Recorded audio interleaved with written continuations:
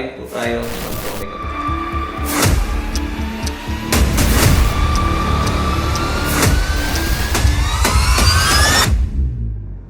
Okay, nagbabalik tayo sa one-on-one at syempre, kapiling natin ang ating provincial librarian si Ma'am Tina Garcia. Mamaya, pagpupwento natin yung mga programa ng ating mga sinasagawa sa kanyang tanggapan. Pero alam niyo ba, tandaan natin na ang lalawigan ng Laguna ay nandito ang mahusay na writer.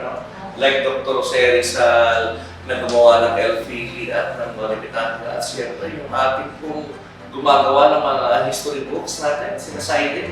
Pinagmamalaki natin taga rito sa atin sa Laguna. At syempre, dahil usapang aklatan, kamusta ang ating panlalawigang aklatan? Ayun, as usual, busy pa rin kami tulad ng dati at tuloy-tuloy ang aming mga programa at proyektong pang-edukasyon na syempre sumusuporta sa ating programang pang-edukasyon ng ating Budining Governor, Honorable Ramil Fernandez. Dati nag-launch tayo ng ating Bookwagon na parang Bookwagon Mobile Library. Kamusta na ito? Ongoing pa rin at sustainable.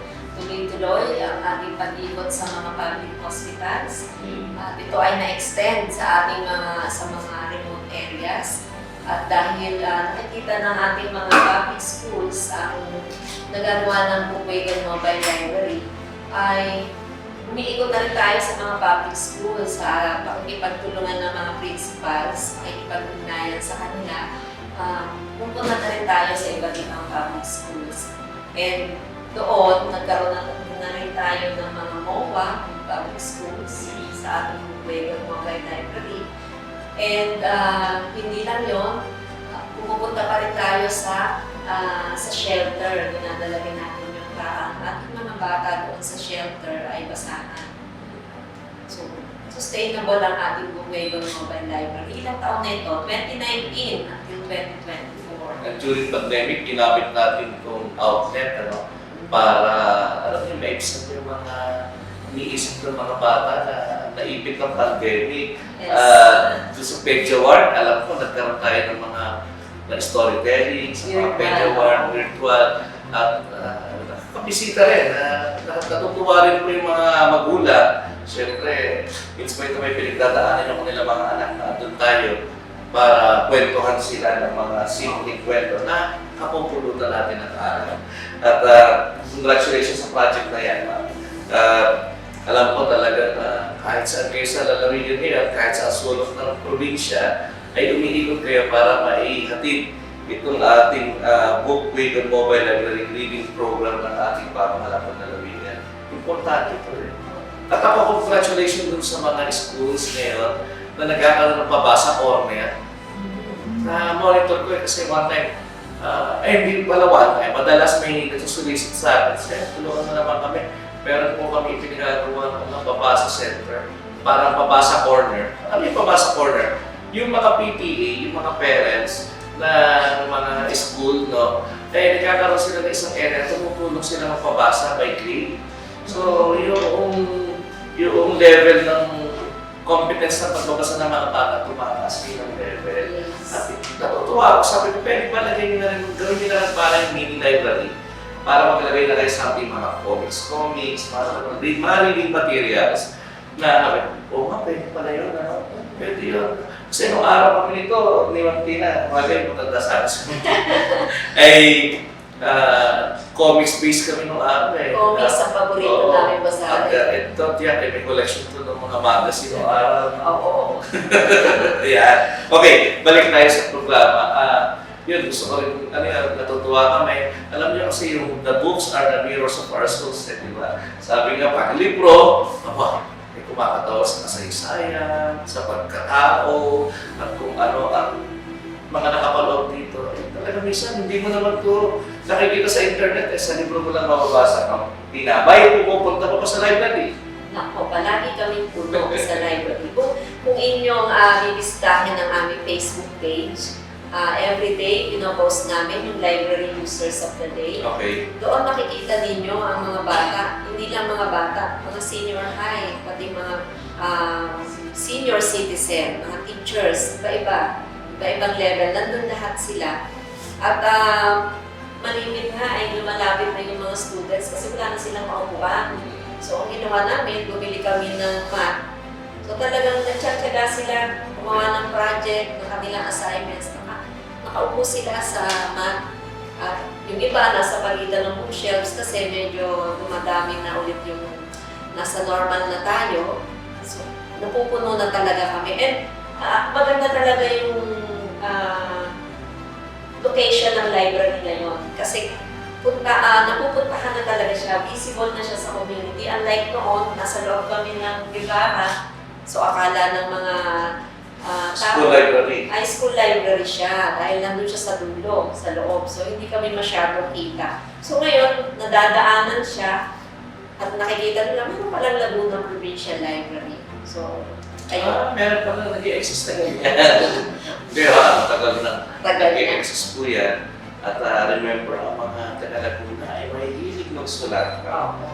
Marami dito mahuhusay na writers. Sila Leon Manipol, sila Momoy Cardenas, mga nakasama ng mga writers sa mga dyaryo. Hanggang ngayon, nanin pa rin sila. Nakikipag-dibdiban pa rin sa larangan ng pagsusulat. Hanggang ngayon, naandyan pa rin ang mga local paper. At ngayon nga, itong mga oras na ito ay sinasagawa ang ating Regional School Press Conference dito sa atin po ginagawa sa Lalawigan, Laguna. Diyan po ginagawa sa Santa Rosa, sa complex natin, sa auditorium ng ating Santa Rosa. So welcome po sa Lalawigan ng Laguna, doon po sa mga uma-attend ng ating RSPC Regional School Press Conference at ang hashtag de Calibre Calabarzon. Kaya mga Calabarzon, go lang tayo, mga journalist natin, mga campus journalist natin. Tiyak yan, may pagbasa ng libro yan. Hindi ka mag-library ng araw. Matatabi ko yung library natin sa St. John, di ba? Oo. So kaya lang, yung library natin, medyo nakakabinet ang ating mga books. Oo nga. May glass door pa yun. Hindi, siyempre, exclusive kasi minsan kailangan mo din protection yung mga libro natin. Kaya naalala mo araw-araw, ito yung mga kwentuhan lang. Yung mga bumibili ng encyclopedia ng araw, talagang may sinususi pa sa cabinet na glass cabinet, sobrang mahal. Binili yan para pang-display. Pero, pinagsimulan pa ng mga away na magpipinsan yan o ng mga magkakamag-anak. Ay paggamit ka ang encyclopedia, ay ikaw ba'y nakaranas na ay paggamit ng encyclopedia na wala susi. Pero yan nga siguro kaya ako naging librarian. Talaga high school pa lang ako, nung sa St. John ako nung palagi ako sa after class, nakatambay talaga ako sa library. And then nung college, ayan. So siguro kaya ako hilig din talaga ako magbasa ng libro. Lalo, all about Dr. Series na... Ano paborito mong basahin? Basta books about Rizal. Ako din, history. History, yan. Basta sinabi sa history, lalo yung mga travel abroad niya. And then ang ginagawa, I critique, I compare. Kino-compare na, bakit yun naman sinabi ng isang author? Yes, Bakit dito sa author na to, iba yung kwento nila. So, kailangan, ngayon, pag may nakita pa ako isang basihan, ito tatlo na yung nagsabi na ganito yung pinuntahan niya. So, mas naniniwala ako dun sa, yung mga ganun ang factor. And during my days as youth writer, medyo kabataan natin, gumagawa ko ng mga articles dyan sa bahay mismo ni Dr. Series. Kaya ako nakagawa ng mga article like ang nalaglag na mabolo. Alam niyo yung sa bahay ni Dr. Series, may mabolo. Mabolo to. Masarap kainin, masarap siya prutas. And then, pero mahirap siyang balatan. Kasi mabolo nga nakakabulag daw yun. Dumidikit sa Makati. So, may mga ginawa kong article. Tapos ang balon, tinawag ko yun ang balon ng pag-asa. Fishing Yung well. balon ng pag-asa. Sabi, bakit pag-asa? Kasi ang daming pera Kung makuha ko yung pera yun, ang dami kong hope, ang dami kong pag-asa. Kasi milyon-milyon siguro laman nun, yung balon na yan. Tinawag ko yun, yung article ko noon. Ang dami kong ginawa article. Baka pwede mo i-share sa ating Laguna Provincial Library Set para mabasa ng ating mga researchers. Hinahanap ko nga yung mga article. Like yung isang article na ginawa about sa Sampalo, doon mismo sa bahay ni Dr. Sersa, may dalawang Sampalo doon sa bahay niya mismo. isang maasim at isang matamis. So, doon sa history, sabi kaya maasim yung isa na paglihan ng kapatid ni Dr. Seresa, umasim.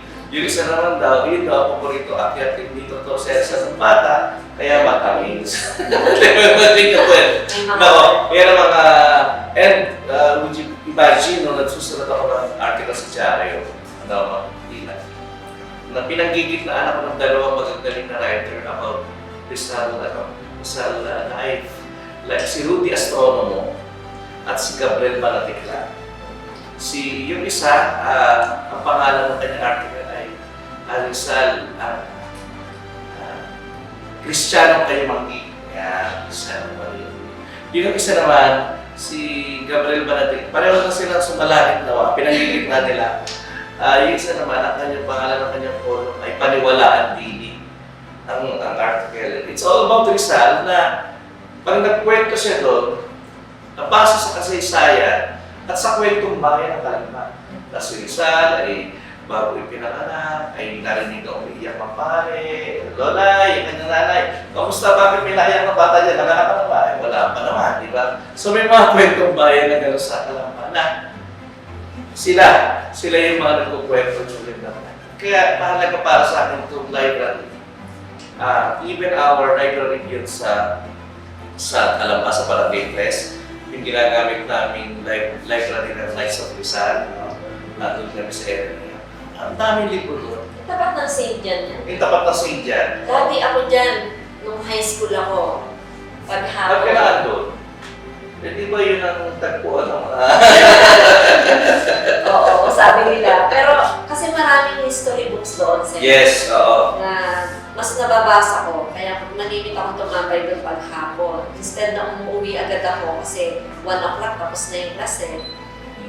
Hanggang 4, nandun ako sa library. Para magbasa. Kaya ang library yan, importante yan eh. Kaya sabi ko, the mirror of our souls. Salamin yan eh, ang kultura. Salamin kung gaano.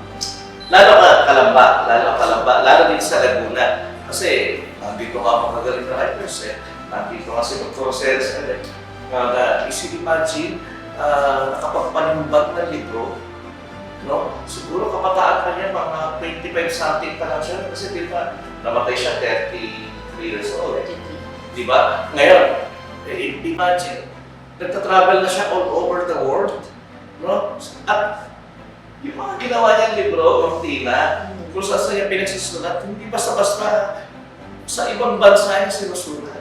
Bawat pinupuntahan niyang bansa, meron siyang nasulat na kwento. At talaga, ako, imagine Dr. Seresa, hanggang ngayon, iniisip ko, gaano kahirap mag-travel during that time? Hindi kagaya ngayon. Pupunta ka ng airport, sasakay ka ng aeroplano, di ba? Pagdating after 2 hours, nandun ka na sa destination mo. Eto, sasakay ka ng barko, mag-travel ka, ng ilang araw, para makarating doon. Hindi naman agad pagdating mo doon ka na agad. So, mag-travel ka ulit. At imagine, ang transportation ng araw. Wala naman ng mga demotor na magmumotorsiklo o habal-habal, o kaya may tren. Hindi, may mga tren na noon, pero sa ibang bansa. Pero ganun pa rin eh. Kasi 1800s yun, di ba? Oo. So, i-compare mo yung technology ng transportation noon sa ngayon. And yung paglilimbag niya, doon ako talaga umaasa sa kanya. Yung effort niya na mailimbag yung libro na yun. At the real fact ng Tina na siya ay, alam mo yun, kinukonsultan ng mga magagaling na manunulat. That's why naging konsultan siya ng La Solidaridad, di ba? Ng mga newspapers sa ibang bansa na nakabase sa ibang bansa, pero ang tungkol ng mga artikulo ay sa Pilipinas. Yes. Yeah. History na yung pinag-usapan natin. Oo, share ko nung pumunta ako ng China. Sige. Tinuro kami ng professor namin ng college. Meron kami pinuntahan na merong si Scott Mary Bulto, si Dr. Seresa, at meron doong library na may collection ng mga sinulat niya. Nung pumunta kami noon, 2001. Replica yun ng Loretta. Yes. Ano yan eh? Ilan lang yan eh? Siguro parang 4 na. Sa buong mundo, 4 yung may replica ng Loretta. Yung sa China, yung sa Germany, at yung sa Madrid. Madrid, Oo. Spain. At hindi sa PE. Parang sa rin Pilipinas, parang sa may Dapitan. Dapitan. So, may replica sila. Kaya imagine mo sa Madrid, di Kasi ba? doon siya nag-stay ng matagal. Oo. Nandun pa yung makinili niya. Nandun pa yung makinili niya. Yung ginamit niya sa pagkagawa ng mga articles. I don't know, wala akong nakita na gumamit si Lucenza ng makinilya, pero sabi niya sa article doon, gumamit siya ng Pero makinilya. di ba, puro Puro handwritten siya. handwritten ng kanya. So, iniisip ko, tama ba yung article na nabasa ko, napanood ko? Or nilagyan na lang, kasi lahat alam ko, sulat sulat kami, ang ginawa nito Lucenza. Anyway, kung ano man yung mga pamamaraan niyang ginamit, salamat sa kanya, kanyang panulat dahil nagising ang mga Pilipino at binalo ng mga taga-Espanya. Binalo yung kanyang paglaban, yung ginawa niya, paglaban sa Madrid, na naging iba. Para kasi ang portrait ng mga Espanyol sa Pilipinas ay iba sa tunay na kahulugan ng pagkatao ng mga Spanish doon sa Madrid. Parang hindi sila makapaniwala, nagawa niya sa Pilipinas yun. Kaya, naging wake-up call kay Dr. Cerizan na ito nga yung ginagawa nila sa mga Pilipino. Ito yung tanong. Pero napakasimple ng mga hiling niya. Ng mga hiling ni Dr. Cerizan na gusto niya maging citizenship ng Espanya. Pwede mo. Kung Espanyol tayo dito, kamusta-musta Okay, balikan natin yung library mo. Ang haba ng history talaga eh. Ang haba ng history. Kulang ang oras sa pag-uusapan natin. Wala pa yung history ng kay Magellan pagdating sa Pilipinas. Pero from 15th century hanggang 18, ganun tayo minahal ng mga Kastila.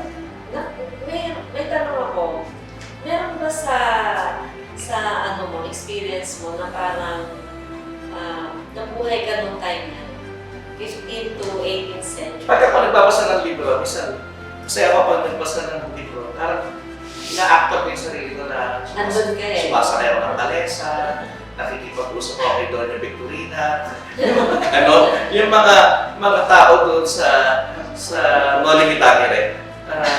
Nakita ko si Simon, kung paano siya, di ba? Parang ini-imagine ko na, para lang ako isang bata na nakatingin na, Ibarra, ako po ito. Kasi may mga ganun eh. Kaya natutuwa ako sa gumagawa kong yung mga palabas, yung Hiraya Manawari, yung mga ganyan, yung pag naglalakbay yung dalawang bata. Di ba nakikita niyo? Yes. Pag nakikita, paglalakbay nila about Rizal, about dito kay General Alba, no? Kay Sakay, kay General Ola, alam mo yung mga mas gusto ko pang basahin yan namin. Yung mga bayani na hindi kagaya nito, Rosera, Benos, Mabini, meron kasi mga bayani na minsan hindi mo alam na bayani yung pala yung General Ola, yung pala yung huling general, bla bla bla. So may mga ganang magpina. Kaya siguro, na hindi sila na-recognize eh. Even dito sa atin sa Laguna, siyempre pag sinabi, si ano lang yan, Dr. Cerizan lang yan. Pero other than that, meron pa. Nandiyan si Agit at Ahabaga. Ang babaeng general, di ba? Na ang dami nating pagtutuklasin mo. Even in Calamba, mga bayaring tinuturing, nandiyan si General Vicente Lim. Di ba? Si Vicente Lim, andyan. Si Aklan, andyan din. Yung heroes namin sa Calamba ng Pebrero, 14 de Pebrero. Di ba? Si General Vicente Lim, hindi nila alam na hero siya, yung nagawa niya noon. Oo. Maraming students hindi nila alam yun. Basta akala lang nila, General Vicente. Naging pinunulan ng sa militar. Recently, nag-celebrate siya ng 136th birthday si General Vicente. Isang taga-Calamba. Nakakalungkot, hindi naalagaan ng bahay niya, hagdanan na lang ng bahay ni General Lee yung natitira doon. Pero ngayon, nabibigyan na importansya ng gobyerno. Kaya mahalin natin yung ating kasaysayan, yung history. Kailan na pa natin pahalagahan ito kapag wala na, kapag nabok na. Itong mga libro na to, kailan natin bubuksan kapag hindi na natin kaya buksan at napipilas na. Pag hindi na natin kaya magbasa. Yes. Kaya thank you, may library tayo na alaga ng ating kasaysayan at na, alam mo yun, salamin ng ating pagkatao. Kasi hindi mo na mababasa ito. Yung mga nakasulat dyan, hindi mo mababasa sa internet. Oo. Kaya, Limited. basahin mo. Balikan mo. Balikan natin itong ating pagbabasa ng libro at mga magazine. Yan.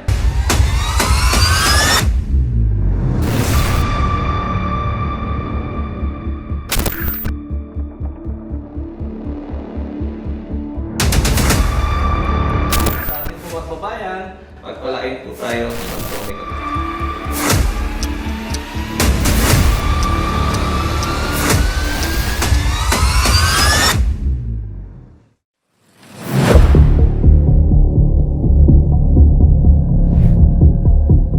Yung Books and Toys Drive project natin, kamusta ba? Yan ay ginagawa namin quarterly to sustain and to support yung ating reading program. Kasi yung mga nakukuha nating books and toys, yan ay ang ating beneficiary ay yung mga bata may sakit sa hospital. Kaya quarterly ito ay ginagawa namin. In fact, sa this coming March, in partnership with Robinson's Galleria, kasi every Saturday, meron kaming reading session sa mga bata. So, ipag-partner si Robinson's. And then, magkakanda kami ng Books and Toys Drive Project sa mall na magkakandak din kami ng activity. Parang, hindi naman sila basta mag-donate lang. So, in exchange, magkakanda kami ng activity. And then, yung mga bata, kasi alam naman natin, yung mga pumupunta sa mall, well provided, So, pwede yung mga hindi na nila ginagamit na storybooks and toys, ipapalit nila sa activity na gagawin namin this coming March. Alam mo, gusto ko gumawa ng isang advocacy campaign may kinalaman dyan ng tika. Oo. Sa totoong buhay, itong bookway activity na ito ay kami nag-usap ni Martina.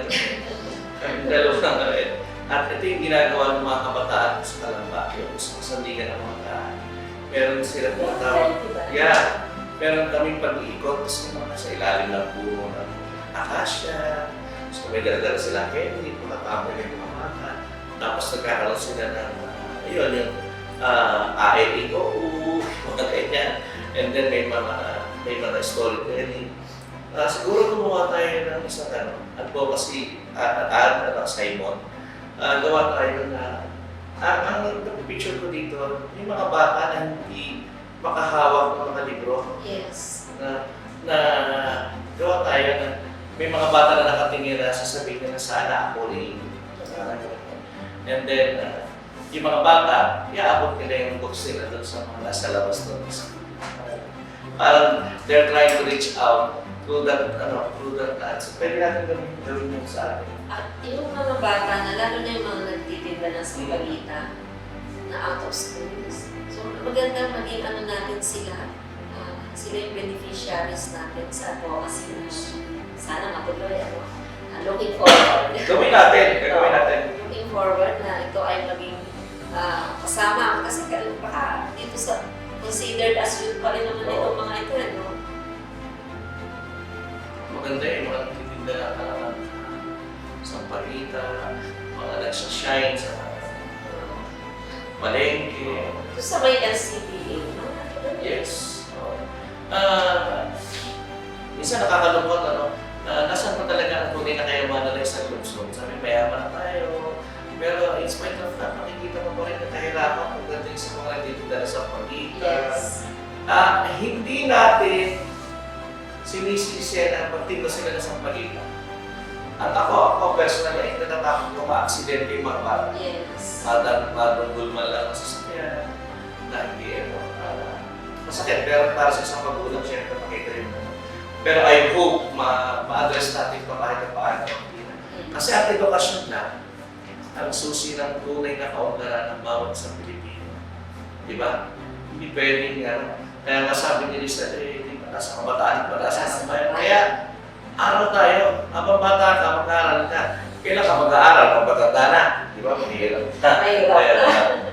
tuloy-tuloy ang pag-aaral natin. Okay, speaking of Anilag Festival, Ma'am Tina, malapit na, March 10 onwards, March 10 to 19 ay Anilag Festival na. At Yes. ito yung pinaghahandaan ng pamahalang panlalawigan, Governor Abel Hernandez, at nag-umpisa ng serbisyong tama, at si Congresswoman Mariana Hernandez naman siya magtutuloy ng serbisyong tama, pinaghahandaan na itong ating Anilag Festival. Ano ba ang papel ng live, ng tanggapan ng aklatan dito?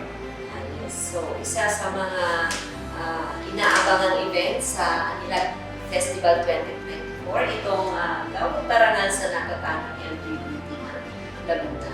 So, ito yung pang second year na. Last year ito ay dinanap, pero ngayon, medyo mas yung labanan ng ating mga LGBTs. Kasi yung dati, sila ay parang pre-selected na.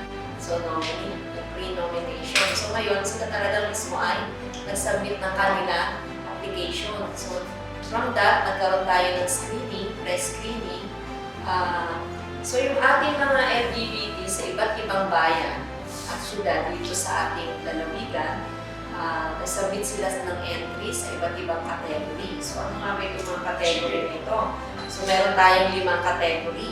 Ito yung arts, academic, fashion design, hair and makeup, and government and public service. So, sa government and public service, meron tayong individual and group nominee. So, doon naman sa 4 ay individual ang mga ating mga participants. So, medyo nung pre-screening, maghapon namin tinutukan. So, dito, pipiliin natin, paparangalan natin yung mga natatanging LGBT base sa kanilang mga significant accomplishment, hindi lang sa personal nilang buhay, kundi yung accomplishment nila sa community at kung ano yung na-contribute nila sa community, hindi lang sa LGBT community, pati sa buong komunidad na nagbe-benefits yung mga tao doon. Yan. So, mahuhusay sila, marami sila talagang accomplishment at maraming nagbe-benefits dun sa kanilang mga proyekto. So, doon ko lang nakita, ang active pala ng ating mga LGBT sa Laguna. So, natouch ako dun sa isa na hindi ko na i-mention ang pangalan. Siya isang doktor. Pero, maganda yung proyekto niya kasi natutulungan niya talaga yung mahihirap na walang kakayahan na magpagawa ng kanilang venture. Mahal ang venture sa ngayon. Magpagawa ka ng yung set niya ay, so yung kung ikaw ay, siyempre magtitiis ka na nang wala kang ipin, kung ikaw na may medyo pa-senior na, kung hindi mo naman kaya bumayad ng 15,000 sa set, 15 to 20,000 na set ng venture. So maganda yung proyekto niya kasi marami siyang natutulungan. So ganun din sa academe at saka yung sa public service, marami silang contribution. So yan, matindi ang kanilang labanan. Anong day kayo sa Anilag? March 13. March 13, so ika-third day kayo Oo. na Awarding. saan gaganapin ang awarding yan? Doon sa, sa grounds. Festival grounds. Festival grounds. So doon tayo. So ito yung mga natatanging LGBT na Laguna. Yes. Ilan sila? Diba? Yung ating finalists, I think sa individual, meron na tayong 12. At meron pang, actually meron pang humabol kasi na medyo na-delay sila sa documents. Pero sa ating government and public service, meron tayong 3 grupo. So actually, every category meron tayong 3 finalists. Okay. Ang next na tanong, kung sige, napili sila, meron pa ditong monetary. Meron itong, actually hindi nga sila after sa monetary. Pagkilala lang. Yung pagkilala talaga na doon sila excited eh. Pero meron naman monetary ito na trophy na i-award sa kanila. Pero talagang ano nila ay after sila dun sa award. Kasi award na ito, prestige to eh. Yes. Kasi ang magagawad sa iyo ay hindi tao, kundi lalawigan ng Laguna. Provincial Government of Laguna ang kikilala sa iyo dahil sa iyong tamang kontribusyon sa lipunan. Hindi dahil lang ikaw ay sikat, hindi. You make a difference for others. Nakagawa ka ng may kakaibang kwento sa buhay mo bilang isang LGBT? At alam mo ba, sir, merong isang nagkwento. Siya ay nakatanggap na ng award. National award, international award. Pero dito siya excited kasi dapat mas ma-recognize ka muna sa lalawigan mo eh. Kasi na-recognize ka na sa international and national. Sa yung lalawigan, hindi ka pa na-recognize. Kaya dito sila talaga excited sa paraan na ito. Buti hindi ako sumali. Para sila. Okay. So, abangan po natin yan sa LGBT program nila sa March 13. So, from March 10 to March 19, ay nandiyan naman po yung schedule. Nakikita niyo po sa TV screen yung mga schedule natin ng ating Anilang Festival. Mas abangan po natin yung mga ibang highlights din, yung DOO at Binibining Laguna, yung po ating fireworks natin, at marami pang iba na sa mga susunod na araw ay makapanood natin dito. Nakalive po yan, nakalive po yan sa cable natin sa buong lalawigan. Ay meron po tayong live feed mula sa FB page po ng Pamahalaan Panlalawigan going to TV6. So makapanood po nila yan ng live daily, on a daily basis po yung mga kaganapan natin sa Kapitolyo. At pa-share po kayo, wala pong entrance, chismis po yun. Wala pong entrance.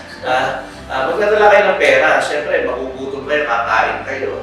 At pag kumain kayo, pag kumain kayo doon, syempre ang mga produkto matitikman nyo ay produkto ng lalawigan ng Laguna. Bukupay, puto binya.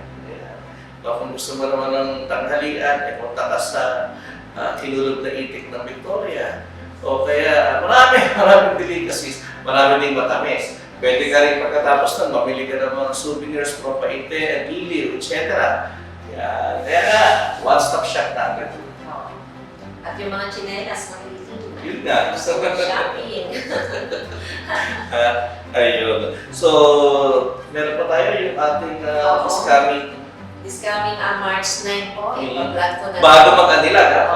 March 9 ng ating 65th Public Library Day na may temang ikaw, ako, at ang pampublikong aklatan, higit 65 taong pagtutugunan. So yan, marami po tayong activities ang Provincial Library dito sa Public Library Day na ating pong gagalangin. So before Anilan po ito, meron po tayo sa library mismo, in-house activities. Meron din tayong outreach activities. At tuloy-tuloy pa rin ang mga programa namin pang edukasyon. Pinaka-latest ito, reading literacy program sa ating sa rehab center. Okay, so yung ating mga... Yung mga preso natin, yung mga PDL natin, yung program. Actually, sinimula namin yun kung tayo kay Sir Norman. Medyo na-stop kami kasi nalipat kami kung siya ay nawala, ay nalipat naman kami sa rehab center. So, makikipag-ugnayan naman ng PSW. So, abangan mo natin na yung ating 65th Public Library Day. Okay, mabilis lang. Itong mga awards na to, kwento mong kasama ito naman. Ayan. So, alam niyo ba na naiyak ako sa award na ito? Natatandaan ko Alam last mo, year. Tagal-tagal na rin ang probinsya ng Laguna walang award. Parang ngayon na lang ulit tayo nagka-award. Nung simula ng 2019 or 2020.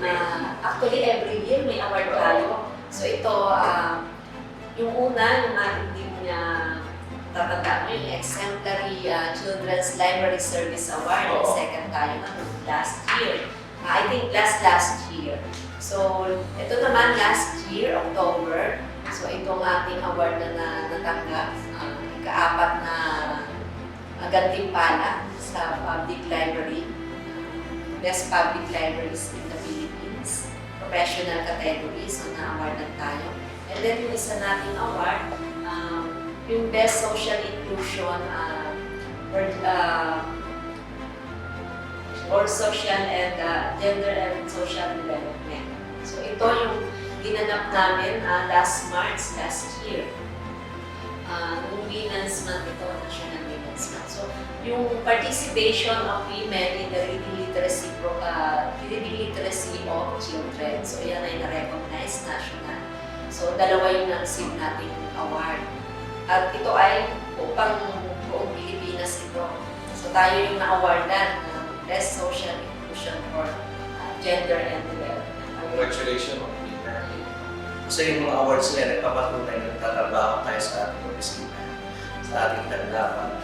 Na, oo, hindi ganun ka online na yung opisina natin, pero hindi naman itatayo yung opisina ngayon kung walang may tutulong sa bayan.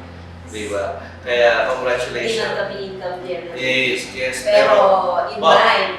Income yan, ha? Hindi pwedeng hindi. Yan malaking income. Pag dyan ka hindi nag-invest, wala. Hindi ka magiging mabuk sa Kasi knowledge yan. Knowledge investment po ang provincial library. Okay, last question ko na. Sino ba paborito mong writer?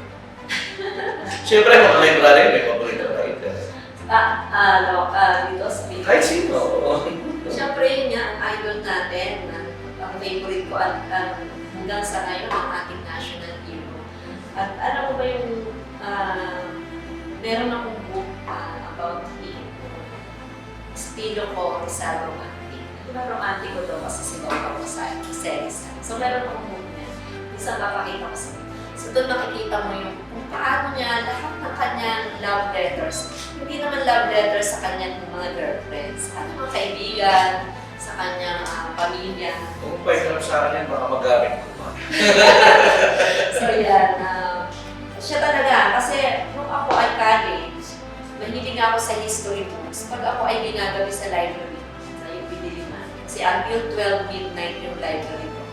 So pag tapos na ako sa aking mga assignments, nagbabasa ako ng history. Hindi lang world history, Philippine history. So marami itong books na hindi lang si Dr. Roseres yung author, pero yung mga sinulat about him.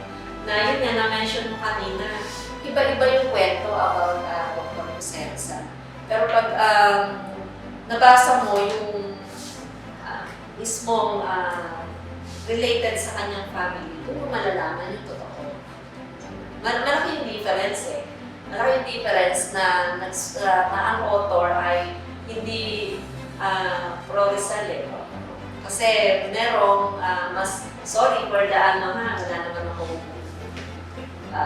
tawag dito, bias pagdating sa history. Kasi, they are comparing Andres Bonifacio and Dr. Roseres kung sino talaga yung dapat ng national hero. So, kung tayo ng history, may professor na nagtuturo siya ng Rizal, kasi di ba, nang-maker naman yung Rizal sa atin.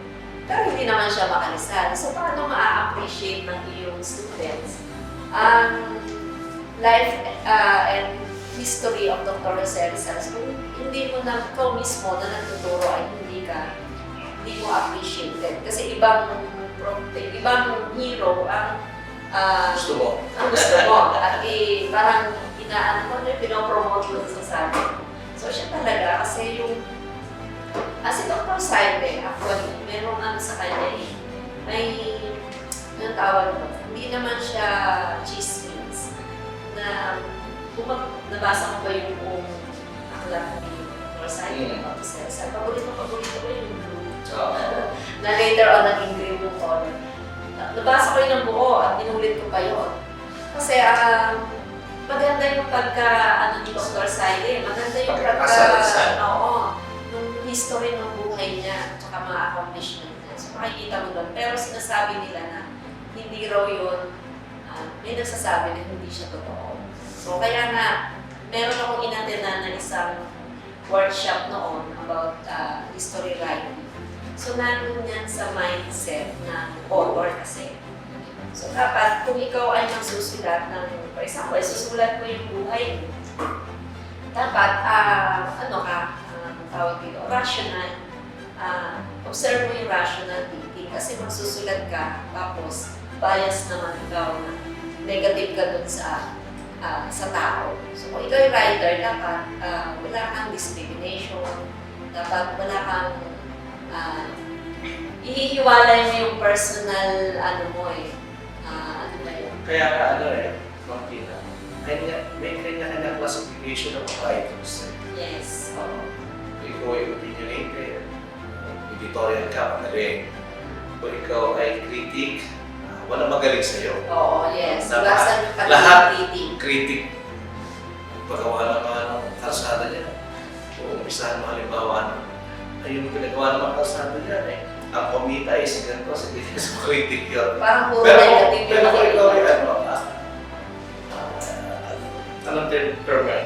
Kung ikaw ay, yung pagsusulat mo ay passion Yes. na with a heart, na alam mo talaga kung naging buhay niya, bakit niya ginawa to, bakit sa kanyang age, bakit si Dr. Roselsa, ang lakas ng loob, no? Yes. Hindi ganun kadali ang pera sa kanila, di ba? May tindahan lang silang maliit na sa bahay nila, yung kanyang mother. Tapos ang tatay niya, parang sasakahan din na Pero mayaman pala sila talaga. mayaman pa rin sila kasi nung time na yun, pagka may bahay na makukuha. Kasi ang laki ng bahay nila. At remember si Don Lole, si Doña Chidora Alonso, ikalat sa prominente pamilya, mayamang pamilya ng Villa. Yes. Di ba? Kaya nga nagkaroon dito, no? May Alberto House, Alberto Mansion. Mansion. So, ibig sabihin, ay, yung yung pinanggalingang pamilya ng tatay nila, di ba, ay prominente kasi Chinese, di ba? Yes. Mga Chinese businessman mo sabihin niya. So, ibig sabihin may kaunti, pero pag pinortray ng mga writers, ang nanay niya may tindahan maliit sa ilalim ng bahay, ang tatay niya ay nagkaano sa mga magsasaka, di ba? Hacienda ba sila? Meron sila. May hacienda sila, pero nung hacienda ay parang hanap ng palay. No, taniman ng palay talaga. Kaya meron sila doon sa bahay nilang ibahan ng palay. Yes, so pareho tayo ng paborito. Walang question. Honestly, sabi ko, kung ako'y nabuhay nung time na yon, habang binabasa ko yung mga aklat ni Dr. Roselsa, ano na, itry mo basahin yung estilo ko sa Roman. Kung ikaw yung babae, may indab ka sa kanya. Ako, ang isang paborito kong ginawa na isang nalimutan ko yung writer, yung Passion Rizal, yung tinatawag na Passion Rizal. May libro ako. So, ang ganda ng pagkakasalan sa hindi ng Passion Rizal. Na kung merong passion si Jesus Christ, Oo. ay merong passion Rizal, pati paghihirap niya yung last moment ng kanyang buhay. Eh, ang ganda ng pagkakasalan sa hindi na tutuwa rin ako. Kaya siguro nakakompare talaga siya kay Jesus Christ. Ano Yes. kasi yung mga last, Even the age, kung Jesus Christ, di ba, parang 30 nasa days, 30s din siya. tapos si Risa. Kaya sinasabi, Kristo kayo manggi Ilang language niya ang kaya niya? 32. 32 languages, kaya mo Hindi, sorry, 22. 22. 22 kasi binase yan doon sa hagdanan ng Ginoo Rebulto sa Kalamba. Doon, kaya 22 steps, 22 languages ang alam ng Dr. Roselsa. Dalawang Pag-iikot, ibig sabihin yung 22 na yun, yun yung mga napuntahan ng bansa. bansa yan, ha? Oo. Hindi yung kagaya ng Kapampangan, o Bisaya, mga gano'n, hindi gano'n. Kasi ano, kaya nga sa Rizal David, sa Dapitan. Gusto ko na But minsan, remember, nabili niya yung property niya sa Dapitan, di ba tumama siya sa lottery? Ano ba, naging chismis yan na siya daw ay nagsusugal. Dahil doon sa pagtama niya dun sa... Alam mo, napakagaling ng aming professor niya kasi kilala mo si Sir Nilo Ocampo. Isa siya nung sa lista eh. So, dinala niya kami dun sa... Siya ang dahilan kung bakit naging kulay green ang bahay ng Rizal. Di ba? Tama ako. Kasi naging head siya ng National Historical Commission. Siya pa ang ano, no? So, kasi nga, yung Rizal ay ibig sabihin ay parang green field.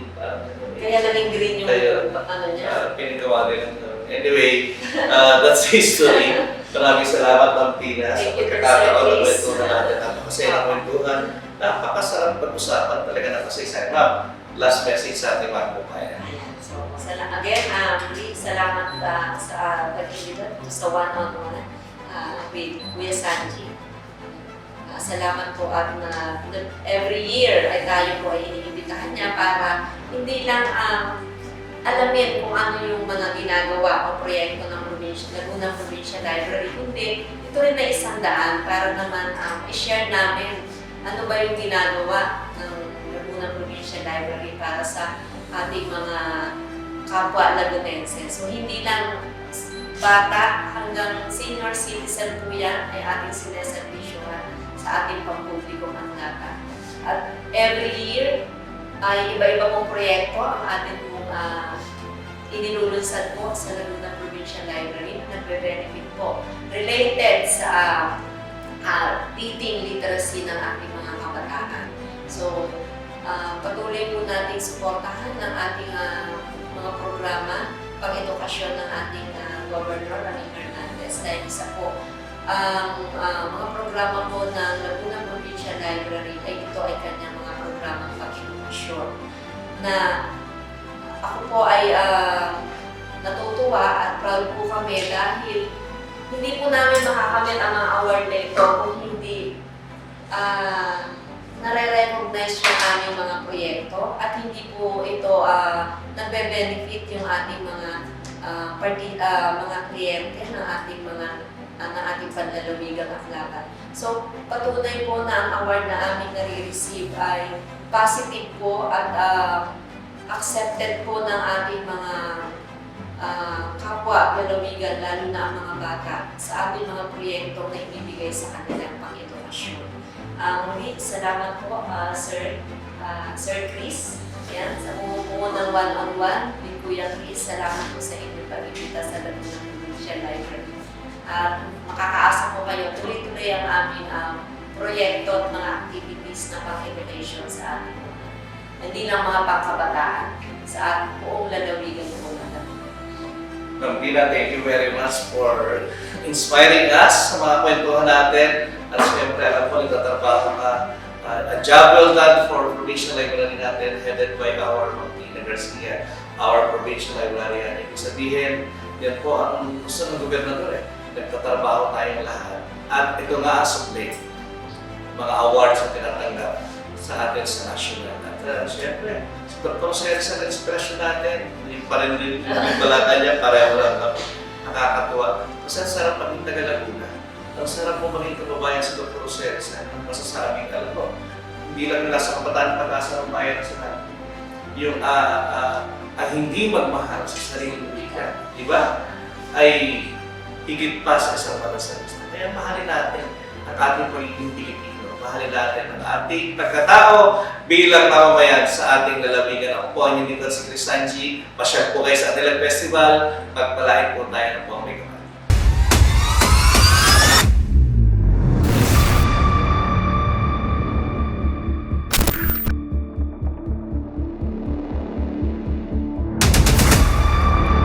Sa ating mga kababayan, pagpalain po tayo ng buong may kamay.